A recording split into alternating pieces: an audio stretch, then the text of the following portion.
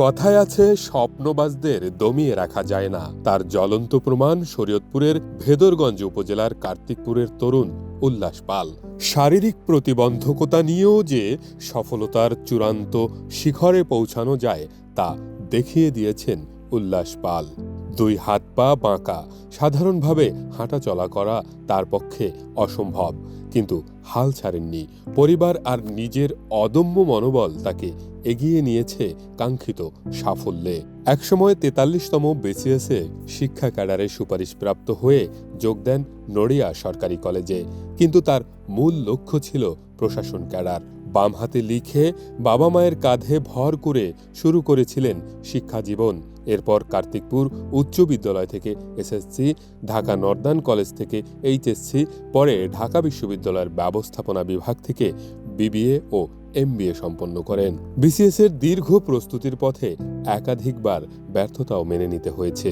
৪০তম বিসিএসে মৌখিক পরীক্ষায় অংশ নিয়েও সুপারিশ পাননি।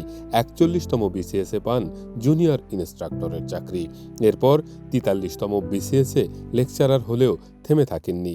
যদিও আমি নিজেকে প্রতিবন্ধকতা বা প্রতিবন্ধী মনে করি না, কারণ সব কিছু আমার নিজের কাজকর্ম থেকে শুরু করে পড়াশোনা এবং এই পর্যন্ত আসা সব কিছুই আমি সুষ্ঠুভাবে সম্পন্ন করতে পেরেছি। এবং আমার বিসিএসে যেই সর্বোচ্চ আকাঙ্ক্ষার একটা জায়গা ছিল যে বিসিএস প্রশাসন ক্যাডারে সুপারিশপ্রাপ্ত হবে এবং এখানে গেজেটের মাধ্যমে নিয়োগপ্রাপ্ত হয়ে সমাজসেবার যে একটা আকাঙ্ক্ষা ছিল সেটা অন্তত এক ধাপে পা ফেলেছি। তো এই জন্য আমি খুবই খুশি। এবং যেহেতু একটা শারীরিক প্রতিবন্ধকতা রয়ে গেছে, এটা তো দিনের আলোর মতো পরিষ্কার। তো এটা নিয়ে আমার জীবন, তাই আমি আলাদা কোনো কিছু ভাবছি না। তো আমি এতদিন যাবৎ যেভাবে আমার জীবনটা অতিবাহিত করেছি এবং স্বাভাবিক কাজকর্ম যেভাবে করেছি এবং ভবিষ্যতে সেভাবেই সব সেক্টরে করে যাব এবং আশা করি সকলে আমাকে সব বিষয়ে সহযোগিতা করবে। সাধারণ জনগণ যেন সেবা পায়, এমন প্রত্যাশা উল্লাসের বাবার। আমার একটা ভাই সেও বিসিএস ক্যাডারে, শিক্ষা ক্যাডারে, তার থেকেই ও ক্যাডারের একটা অনুপ্রেরণা পায়। ও ছোটোবেলা থেকেই করছে যে আমিও ক্যাডার হবো কাকুর মতো। পরে আস্তে আস্তে যখন বুঝতে শিখছে তখন ওর এক পর্যায়ে আসলো যে আমি যদি প্রশাসনিক ক্যাডারে হইতে পারি তো আমি দেশের জন্য সেবা যত্ন সাধ্যমতো করে যাব, যাতে জনগণ আমার কাছে আইসা সুবিচার পায়, সুফল পায়। যুক্তরাষ্ট্রের ১ নম্বর জিম চেইন গোল্ড জিম এখন আবারও বাংলাদেশে বসুন্ধরা আবাসিক এলাকা ও বসুন্ধরা সিটি শপিং মলে। এই একটা অ্যাম্বিশন ওর ছিল, তো যাই হোক সৃষ্টিকর্তা ও সেই আশাটা পূরণ করছে। তবে আমি চাই ও যতদিনে কর্মজীবনে সৃষ্টিকর্তা ওকে রাখে, ওর কাছে সাধারণ জনগণ আইসা যেন সুবিচার পায়, যে যেই কাজ তিনি আসে সেই কাজ যেন যথাযথভাবে পায়, ও যেন ওদের সেবা করতে পারে, ওর সেবার জন্য ওর জীবনকে উৎসর্গ করুক, এটা আমার প্রার্থনা।